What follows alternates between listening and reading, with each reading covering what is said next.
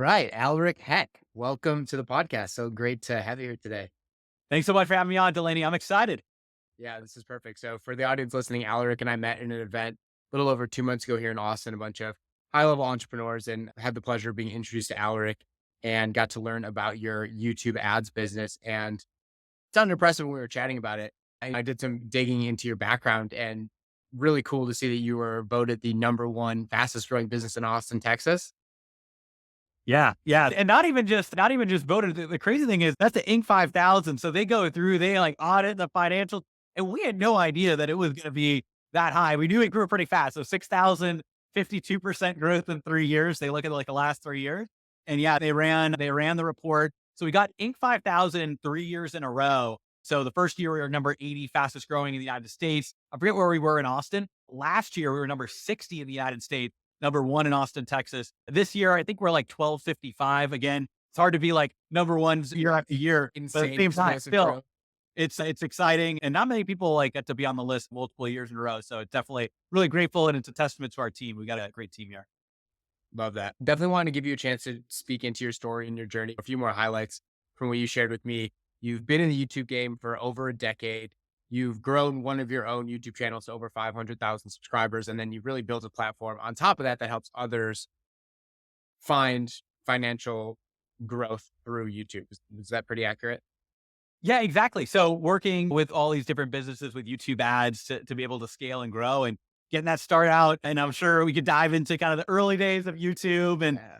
And then the only other thing is now we also have an AI software as well, keyword search that does AI ad targeting on YouTube too. And I think we were talking a little bit about that at the event as well. And we could Yeah. definitely dive in. I know you're also all on top of the AI side of things as well. So I'm sure the audience will love that. Totally. Yeah, that'll be great. Perfect. Why don't you just give us a background? It's always cool seeing that slow rise and that 0 to 1 story of starting from exploration into really tapping into your expertise and really being able to make an impact. So, how did this YouTube journey start for you?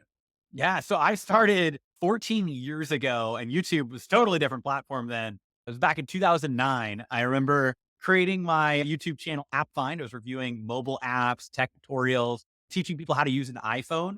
And the first couple of years, I didn't really earn any money from it. I was just posting videos, showing people the best apps. And when it really started to take off was when I started teaching people how to use their iPhone for the first time. Those videos started to get some traction.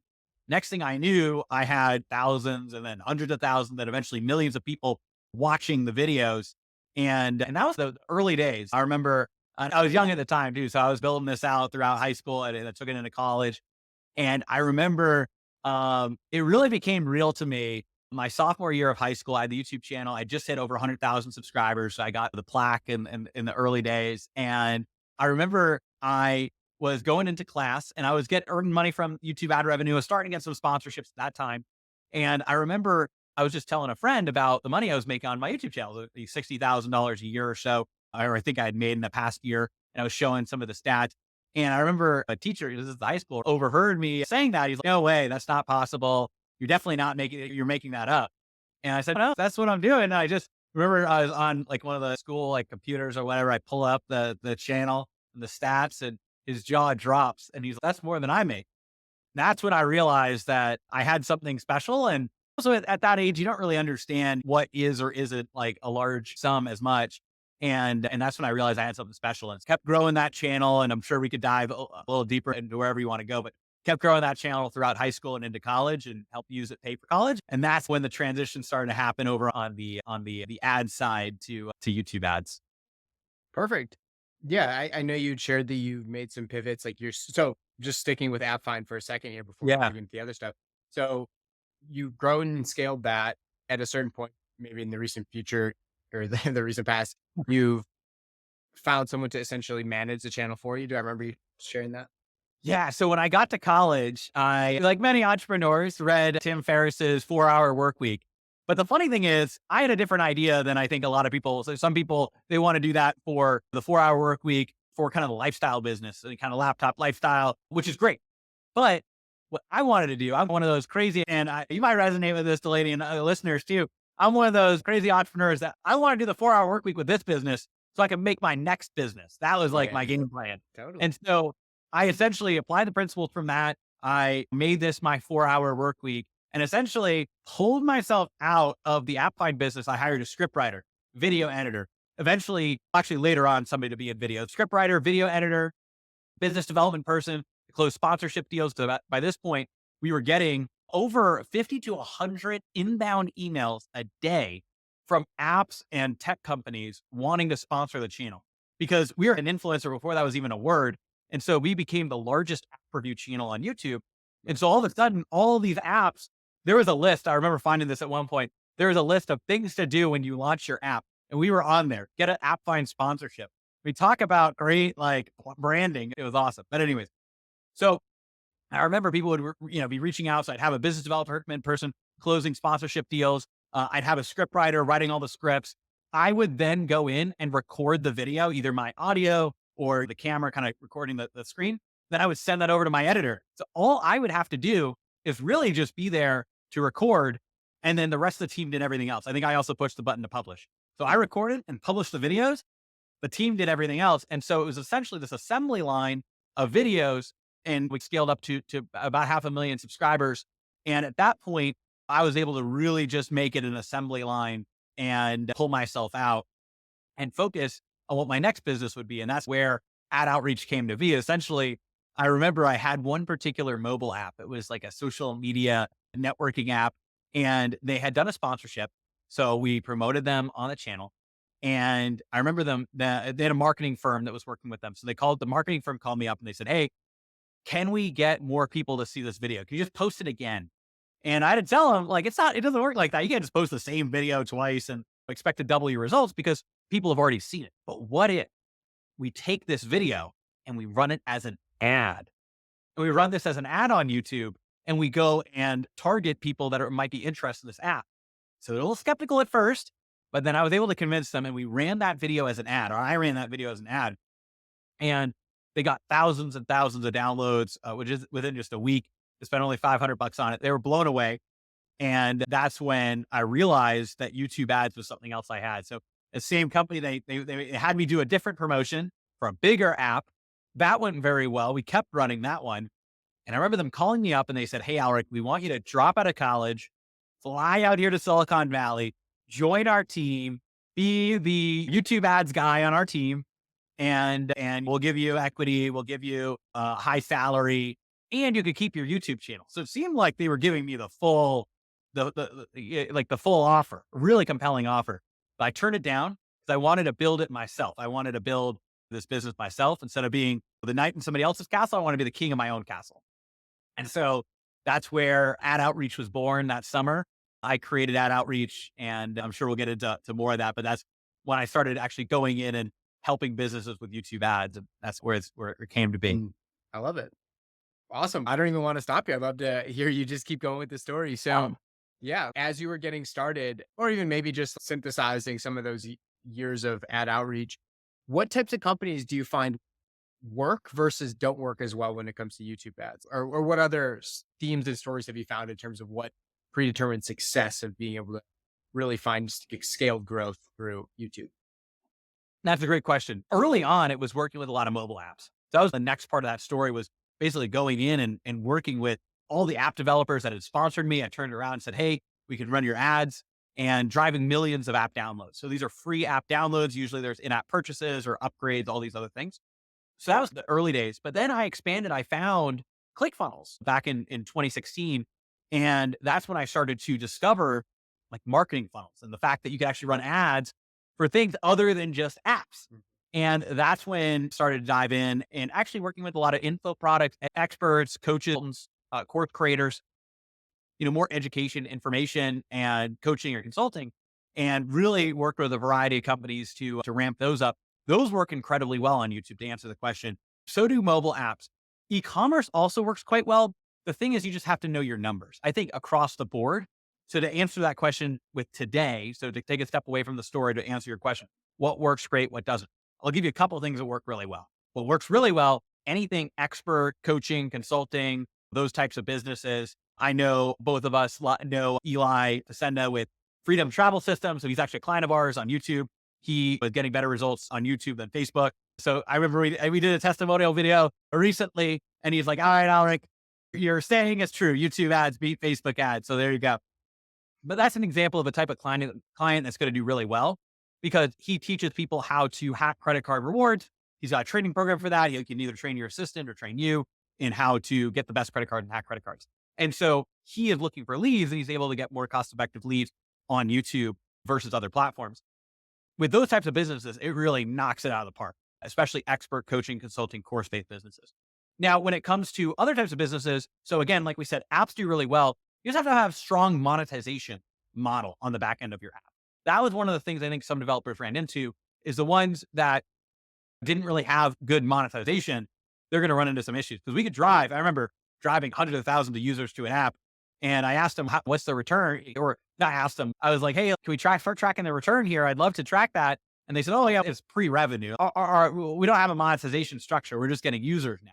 And so I think that again, that can work if you're doing venture capital. But I think that in that case, that particular company didn't continue running those ads because they had to go back and figure out their monetization because they couldn't just keep infinitely spending, even as the ads are effective. We were getting, I think, like $1 a user in the US on those around there, $1.50. But anyways, essentially, mobile apps perform really well too. Services. So we've got solar people. We've got roofing. One of our clients was US Metal Roofing Consortium. High ticket products work really well. So Tuft and Needle Mattress was a client of ours. This was several years ago now. Those are obviously big, like mattress kind of companies. What doesn't work quite as well is going to be more businesses that have thinner margins, don't fully know their numbers, aren't fully validated.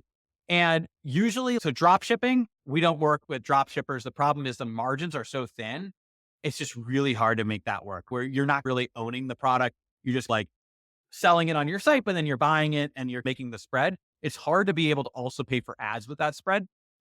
And then, in terms of e-commerce, very low priced e-commerce sometimes doesn't work as well. So like things that are like $30, $40.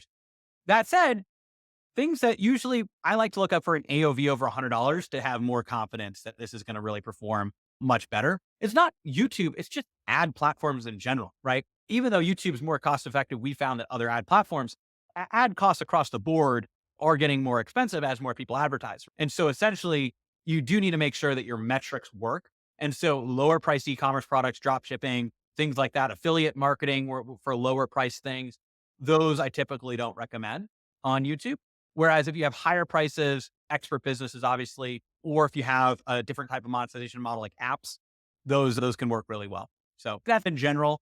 But in terms of products, we do have plenty of products that are over a certain AOV that can see success on YouTube. I even have my own like iPhone charging stand. I think I was mentioning that product that we $89 that we scaled to just shy of $1 million last year. And we should do around there probably this year again with Black Friday and everything. So I love that. Very yeah. cool. I didn't capture your exact words, but as you were sharing that, I think when you first started talking about the types of companies that don't work, you said they don't know their numbers. I feel like you said something that was along the lines of not validated. At least my interpretation of that, Yeah, when I it's heard on you say cold that. traffic. So it's like friends and family will buy it. People who know you will buy it, but it's not necessarily something a stranger will look at it and say, "Hey, I want to buy this. I want to pay for that." So that's what I mean by validated. Validated, Right. like you have product market fit to the general population beyond your warm people who know and trust you. Love that. Question for you. Obviously, a lot of the people you work with are people who have already found that and they're scaling. Mhm. For people who are, and I was going to ask this question in a different lens, for people who are looking to scale, maybe they have that like slow adoption. Are ads ever a valid way to increase your speed to finding product market fit with like testing of pages and things like that, or not really? It definitely is over a certain, if you fall in the sweet spot. In terms of clients, like we want to see them have over $100 AOV if they're going to test with ads, just Okay. because you can make the ads work really well with lower priced products. It's just, we've seen it not work sometimes. And we want to make Right. sure that it is going to work because the product market fit is not something that we control. And so if you don't have that yet, I know if you have a course or a coaching program, or you have a product that has a high enough margin that's a good, solid product, that you're going to be able to test on ads. You have some margin for error to figure out, okay, Right. is this going to work or not? If your Right. products are so low priced that it's going to be a hurdle just to even overcome that, that's where you probably don't want to test with at least this type of ad. So I think the products, I'd like to see it over $100 AOV if you're going to test. And then outside of that, you could definitely test like apps. You could test different SaaS and also, which we didn't really mention, but SaaS can work really well. Same thing though. If it's super low price, there's a big difference between a $9 a month SaaS and a $97 a month SaaS, right? Yep. And if you got a $9 a month SaaS, yes, YouTube ads can work, but you got to be careful with testing it at the beginning because if you don't have that mass market appeal that you can get so many people signing up at $9 a month, you might just not, you got to make sure the economics can work. Whereas at 97 a month or 297 a month, that's maybe more B2B or they're selling to entrepreneurs or whatever it is, that's where you might be able to validate a little bit quicker. Makes sense. Yeah. You're basically padding your investment a little bit. Even if you're not seeing insane results, you can at least cover the cost of ads more or less if you're charging that higher price point and if you can convert at least a small percentage. Exactly. Exactly. And that's also not to say that I would dissuade overall from YouTube. I just think that if you're at that lower price point, you might want to validate that price point works before you really ramp up the ads. Yeah, that makes sense. I think, and that, yeah, I definitely understand what you're saying in terms of the higher price point. I think my frame was also, so I think Eli's a really good example of where I was thinking, not has nothing to do with him or his product, but I think there's a difference between people who have like already scaled a big online social platform and they have a ton of organic reach versus that person who knows they have a good product. It is above a couple $100s, maybe it's a few $100 course or $1,000 course, but they don't have a ton of eyeballs on their products. So this is a really good option for those people to start testing is what I'm hearing. And it's a way Exactly. that you can actually Exactly. grow and scale without needing a huge investing in creating a huge online platform necessarily. Exactly, exactly. And then when it comes to that, it's just making sure you have a pricing and product that's within a certain range that you could really see that scale. Interesting. Okay. I love that. So ad outreach in general, just scoping back out and understanding all the value you're providing and your expertise. So when you're consulting these companies, it's obviously the strategy, some of these things we've just hashed out.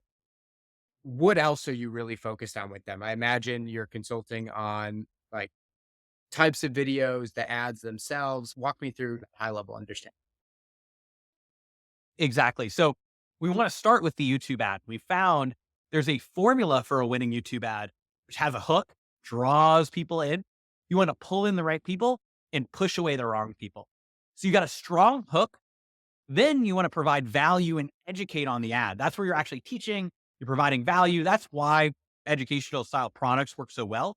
Like Eli is an example, he could teach people, hey, if you have these credit cards, you could really be earning free travel for yourself, your loved ones, maybe even your team, all of that. And so you can educate and then having a clear call to action to get people off of the YouTube ad and into the platform. And so hook, educate, call to action. That's what we found works the best. And so what we have on our team is we've got multiple copywriters that'll go out and actually write ads for our clients to make sure that they've got the perfect ad that's going to convert depending on what their offer, what it happens to be is. And so that's that first step. And then it goes into the targeting side. And that's where it gets exciting. The targeting side is my favorite part because what you want to do is you want to reach the right person at the right time with the right message. That's the key to having high converting YouTube ads. And so what we want to do is we want to make sure that we're reaching the right person at the right time. We need to go in and set up what are called audience segments. So you can actually go into Google and you can build an audience segment to target people based on what they're searching for and what they're searching for on YouTube and Google, websites they're going on, apps they might have installed on their phone.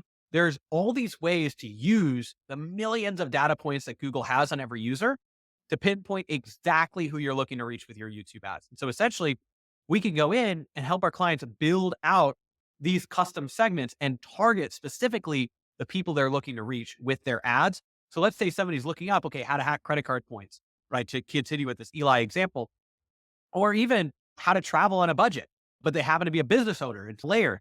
Maybe you don't need to travel on a budget because you could just be using credit card points if you had the right credit card strategy. And so getting in front of people at the right time, that's going to be a really good key to ensuring that your ads get the best success. And so what you want to do is you want to build out these audience segments. In the past, this used to actually be a really manual process. You have to go in, do a lot of research, figure out, okay, how do I, what are people searching? What are they looking up? Where are they going?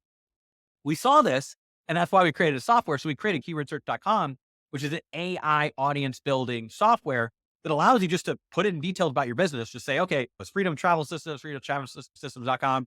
And then we help people hack credit card reward points to maximize their travel rewards for their business spend or their personal spend. And then click generate. And it will go through using AI, will understand their business using the algorithm we wrote based on what we do manually. It'll just perform the same manual research process that we would do to go out and find, okay, people are looking up credit card points, travel rewards, how to travel for business, all of those different things. They're looking that up. And so they're looking all of that up. And so what we can do is we can target people based on that. So it'll give you all of the different keywords they're looking up, all of the different audiences. You just select which ones you want. And then in one click, you can sync it directly to Google Ads. And then that audience is now in Google Ads to run an ad towards. And so it's that simple and that easy. And so I know we talked a little bit about the software side. That's in the evolution because we're consulting, we're coaching, we're working with businesses to help them implement YouTube ads like Eli's business. But then what we're also doing is we're developing the tools that just makes that process easier. You just take hours and hours of work. Now, the average time it takes is 2.6 minutes is what we found to create these audiences using AI. So it's pretty cool where that's going as well. And so there's multiple ways we could take the conversation, but that's essentially the process. Yeah. The right ad, hook, educate, call to action, and then target in front of the right. I love that. That's really cool. I feel like, especially with launching this software, you're doing two things. Like you're empowering more and more people because in theory, probably different price point. People who are maybe starting out can't necessarily yet afford to work with you, or for whatever reason, they're able to use a tool like that and gain a ton of value. And also an opportunity to just work with your consulting team and get that like true hands-on support, probably getting rid of any of that risk or uncertainty that lies with doing it yourself. Exactly. Exactly. Very cool. Man. Yeah, this is all super interesting. So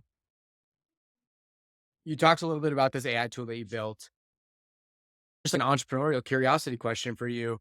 What was it like going from building this service-based business? Obviously, you're relying on a lot of your just like very foundational skills around marketing and advertising. But when it came to building and launching a software business, what was new and different for you finding early adoption of that versus the other things you started? Yeah, so it's definitely a different experience going in and figuring out how to actually build out a software and dealing with bugs, diving in the product roadmap development, knowing that you can't necessarily do it all at once. So we've got this whole idea. I want to do all these things. And now actually at this point, the software does do all those things. We've had it for 2.5 years now. And actually it predated AI. So before the AI, it was a little bit more manual.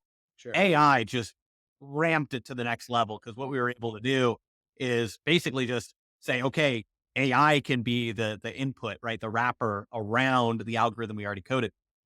Essentially, I got a really great CTO, Greg. I was actually just on with him right before this call. But Greg's CTO, he was here in Austin as well. He had done work in the AI space before and essentially or with companies involved around that. And so I knew there's a big opportunity to have him come in and really build out keyword search. He's fantastic. So he was able to really dive in and with him and his team build out software. And then I was able to really see what do our clients need in order to get the best results. And just by doing this so long, we knew and working with thousands of businesses, getting them on YouTube ads, we knew what they needed in order to be successful. And so somebody like an Eli targeting people who are looking to succeed with travel rewards and credit card points, he can go in and use the software and he doesn't need to know how to do complex research, keyword research, all of this stuff. He can just describe his business, click generate, and then the algorithm will do all of it in minutes. And then it'll spit out all of the different targeting options and he can choose which ones he wants to use. And we also train and teach that both in the software and to our clients that we're consulting and coaching. Very cool.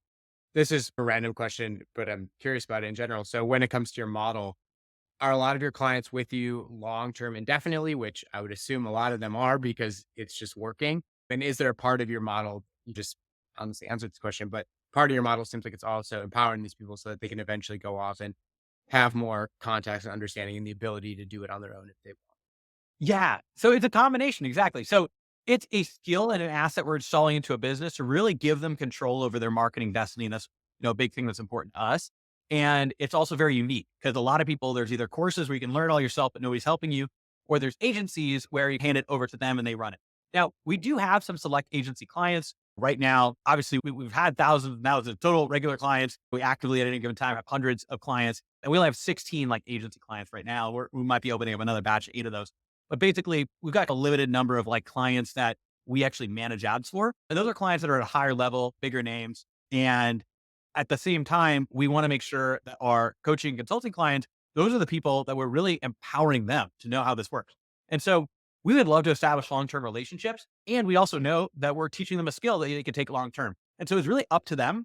But a lot of our clients like to stick with us, even knowing that they don't necessarily need to always be with us, but there's a safety and almost like an insurance policy and saying, hey, I know we learned this, but I just want to run this by you. And it's working so well that obviously all the return, everything they're getting covers our fee. If it goes over a certain period of time, an initial period of time that we have like kind of the initial contract.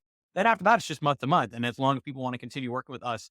But it's also not just YouTube ads. Like one of the things that we've found is we got omnipresent retargeting. So YouTube ads bring people in, but then you want to retarget on every platform ultimately. And so that's something we can help them build out once they master YouTube ads. Same thing with YouTube channel growth. We found a lot of our clients want to dive into the channel side. And so we've got a YouTube channel growth expert, Dave, on our team that could dive in and actually have conversations with our clients to help them map out a full blown YouTube channel strategy. And so we can incorporate all of that into one thing. Very interesting. All right. Two follow-up questions to that. One, this actually was something I wrote down from one of the earlier things you said in this conversation, speaking to Eli's comment about, oh, there's actually more return in YouTube versus like the Meta platform. I'm just curious because obviously you're so deep in YouTube and I'm sure you understand the space itself very well. What are the nuances and differences? Like, how can entrepreneurs think about and understand the differences between the YouTube platform and all the other alternative advertising opportunities? That is also a really good question because there are these big nuances and these big differences. And the big thing is intent. So on Facebook, people are just scrolling, right? Facebook, Instagram, all that. They're scrolling and you have to interrupt them to get in front of them and get them to want to take action. Versus on YouTube, you're getting in front of people when they're in what I call the learner's mindset. They're going on YouTube to learn. They're looking up, how do I earn credit card rewards? How do I travel for free or for cheaper? Maybe they've heard about credit card hacking, but they don't know exactly how it worked. So they're looking those things up on YouTube or on Google recently. Or they're going to a website that talks about it. Maybe they're going to the pointsguy.com or something like that. What we can do is we can target people based on their searches on YouTube and Google. We can also target them based on apps they have on their phone or websites that they've been on recently, which is crazy. You might wonder, like, how is it possible that Google can do that? They own Google Analytics, which is installed on 55% of all websites online. So you can go in and target people based on what they're searching, what websites they're going on, what apps they have, or also there's interests as well that you could target too. So they're just interested in points hacking, things like that. And so you can go in and target all of those people and then reach them when they're in that learner's mindset. They've recently done a search. They've recently gone to a site. And then you're getting in front of them with video and audio on from the beginning. If they're not interested, they can skip the ad, which is going to train the algorithm who's not interested. And then the people that watch, those are the people that are more likely to actually go and take action. And so essentially, that's one of the ways that YouTube is just so much more powerful is it's not just that it's a video and audio based platform, which Facebook really isn't. Most people are muted by default, whereas the exact opposite is true. Most people have sound on by default on YouTube. And so what we want to do is we want to get in front of those people at the perfect time. And the key word is intent. That's what makes YouTube so much better. I love that. So interesting. So you have a deep understanding of the platform. This is more of a meta trends question that probably isn't as super specific to business, but I think it's interesting nonetheless. What have you found around like segments of people that are on YouTube and the trends of change? So what taught me, what had me think of this question is my girlfriend, she's an influencer. She has a course-based business that's teaching women how to do pull-ups. So very random, very niche. Initially, when you talk about the learning mindset, I'm like, this is literally perfect for what she does because any woman on YouTube searching for that, it's probably the easiest, for most frictionless way to get their attention and get them interested. But while I'm sure that can also work, what did pop into my mind also was like, oh, our moms on YouTube, our older people on YouTube. Like if I had to guess, I would assume the trend is like younger or more men oriented. What have you found in your time on the platform? Oh, there's a lot of people on YouTube. And honestly, that YouTube ran a study, over 80% of all people age 18 to 48, which is also primary buyers, people in a purchase type of environment, over 80% are on YouTube in any given month. And obviously there's a high percentage of those that are on YouTube every week or every day. And ultimately, yes, you're probably going to get close to 100% if you go younger, and it's going to go a little bit down as you go older. But at the same time, you're still going to have a very strong amount of people, and you're going to be able to target those people that are on there. There is a lot of mother-based content on YouTube. There's a lot of content that appeals to women. We might not see it because obviously, like, our algorithms are attuned to us, but they're seeing it, and so they're going on YouTube, and YouTube has it. It has an algorithm on there too, but it's also based on what they're searching for. So Yeah. they might see something on the YouTube home feed, but they can also search and they can find what they're looking for. And so we can go Absolutely. and target anybody who's a woman of a certain age. Oh, you'd also target parent women, and they're looking up how to do a pull up, right? How best exercises, things like that. And you can go and target them with those ads. So we've had clients who do like yoga, things like that. We've had clients targeting mothers for a variety of different types of offers. Actually, one of the clients that we have, Donna, now she teaches authors, but a lot of these are these mothers or women who starting specifically like Christian women who are looking to write a book. And you can go and target that on YouTube. And she, we just actually had a conversation. She just passed over $1 million in sales since working with us from our process that we've implemented. And so we just did a video kind of celebrating that and sent her a little rocket award and all that stuff. But basically, there's people for everything on YouTube. Is it going to be every single mother that's interested in doing a pull-up? No, but you're not going to find every single person on any platform. There is a strong concentration. It's a lot easier to target them on a platform like YouTube. Yeah. You can target them based on what they're searching for and get them in that exact moment. So Mm. definitely a big opportunity for her on YouTube for Yeah, sure. I love that. Super cool. Yeah. And that was my assumption, and it was almost an obvious answer. Still wanted to Yeah. hear your perception on it. I think it's one of those things like, oh, my mom doesn't use YouTube, so I just am projecting that no mom uses YouTube, but obviously not the case. Very interesting. So when it comes to business models and price points, I'm curious what outside of just like the low AOV example that we talked about, what are some other interesting trends? And if you don't want to speak on this because it's maybe outside of your core function, I totally get it. But I'm curious, like as an entrepreneur, you're thinking about a lot of things like, okay, up to a certain threshold, I'll probably find more success like direct selling my thing or trying to enroll people into a webinar that then converts them into my program afterwards versus like booking a call, to then sell my thing. Do you have any insights or maybe just like general trends that you've seen of what works for different price points? And of course, it's like a very broad question that is definitely industry specific or niche specific, but if that's too meta of a question, even just some of the biggest Oh, it's great. other problems you've seen or challenges for entrepreneurs. We It's go very through the opposite. whole, Yeah, perfect. yeah, we go through all of this. And so that's what we want to do is we want to look at, depending on the business, what's going to be the best funnel for them. And we actually have funnel experts on our team in addition to our copywriters, in addition to our ad strategists, ads coaches that actually know what's going to work best depending on the business. That's also when it comes to a high ticket offer, we really specialize a lot with these expert based businesses as well, where we know what funnels are going to work best. So there's webinar funnels, like you said, there's VSL funnels, there's also PDF, lead magnet funnels. We found is one of the ones that works the best is called a video conversion funnel. We coined this ourselves. It's our take on the VSL funnel. So like 80% of VSL funnel, but the 20% difference makes all the difference here. And so essentially, it's like a VSL crossed between a high value YouTube video. You can start seeing how this will work. So you take the YouTube ads and let's use the pull-ups example, right? So you're targeting people. So you run it through the AI ad platform. You find all the people that are looking for different things around pull-ups, and you'd be surprised. Like the software will go and it'll find different things that you or I wouldn't have thought of that people are searching for, but it'll find what they're searching for. So then we know all the things that they're searching for, websites they're going on, and we run that as an audience. So now we have an ad about, are you able to do a pull-up? If you're a mother's XYZ, like I can help you teach you the process. Here's a few things you might not know. It is possible for you. It could be in as little as XYZ. I'm just making this up, by the way, but obviously, Yeah, of course. you would have that. And click the link so that you can go and watch my training where I'm going to teach you some of the big things that you need to know about doing a pull-up. And so then they click the link, simple opt-in page, very simple, name, email. Also, if you have a good kind of sales follow-up, phone number is really valuable. That's a pro tip right there. I have seen that basically double people's business just by adding a phone number to the opt-in and then calling and texting all the leads. It doesn't have to be, you just hire somebody, put them on commission, say, hey, here's a list of leads that hasn't booked a call yet. Go crazy. But don't exactly do it like that, but it's more, let's contact these people. Don't say go crazy. I'm just kidding. But anyway, that's what it is. But then from there, Now these people are opting in. Now they watch this video. It's like a cross between a VSL and a YouTube video. So a VSL, video sales letter, is designed to sell people, and it takes them through a journey and it helps them handle objections. But remember, people are coming from YouTube. So they want a little more education than that. They want a little bit more value. So a video conversion funnel is more of a value first sales video. And it also higher production value. It's not the weird, like, white screen with text popping up that we've all seen. No, feels like a YouTube video, but it's also a sales video. And by the end of the video, you're either getting them, if it's a coaching program, to book a call, or if it's like a course, you're selling them on the course at the end. And so essentially, it sounds like it's more coaching, right? So at the end, you would say, hey, I'd love to hop on a call and dive in and map out how this will work. Then you drive to a phone number page where they could, or sorry, not phone number, booking page, a calendar booking page.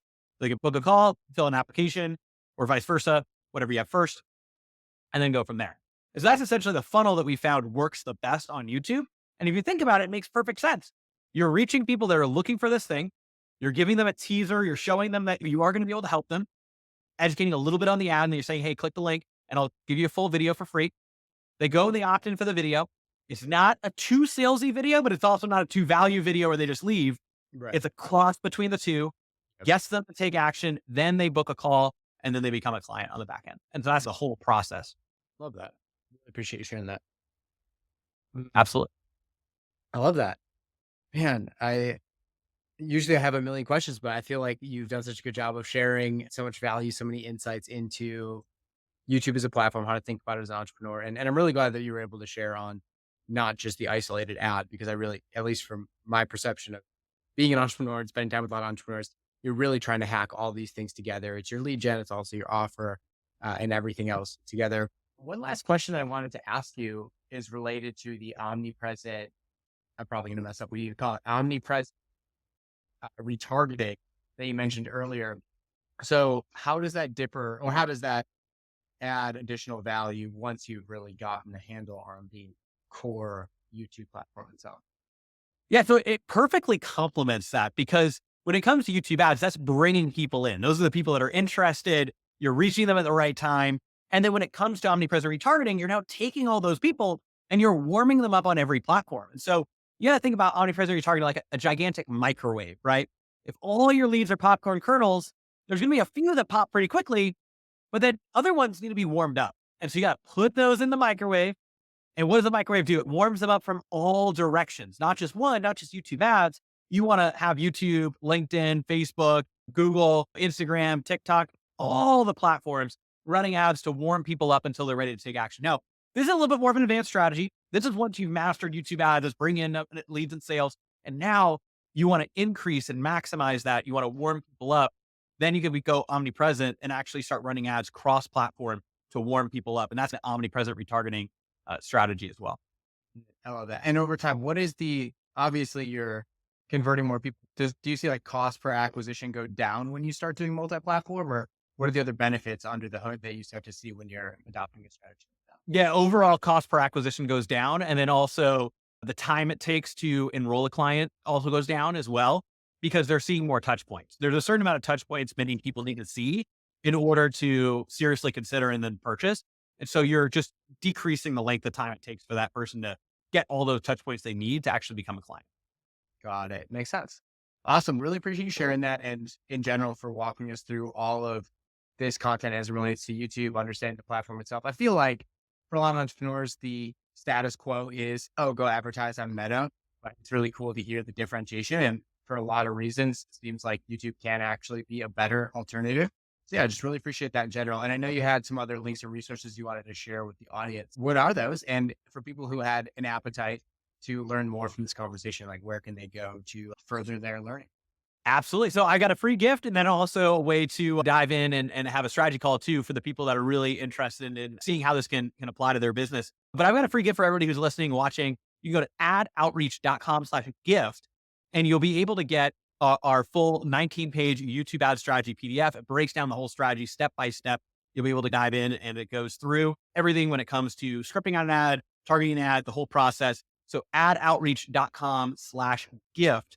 That will go through the full 19-page YouTube ad strategy PDF. Then on the back of that, or also go by going to adoutreach.com/apply, You could book a strategy call with our team where we could dive into your business, see if it's a good fit for YouTube ads, for what we do, and kind of have a game plan and a strategy to help you scale on YouTube. Love that. For everyone listening, I'm not here to sell it, but I was checking out that page myself, and you've worked with all the best in the game, which is really cool to see. So everyone who's crushing it in coaching is using your platform, and the results clearly speak for themselves. So definitely recommend checking it out. Thank you so much, Delaney. This has been awesome. I appreciate it. Yeah, likewise, Alec. Thank you so much for sharing. And I know the audience gained so much value. So thank you for being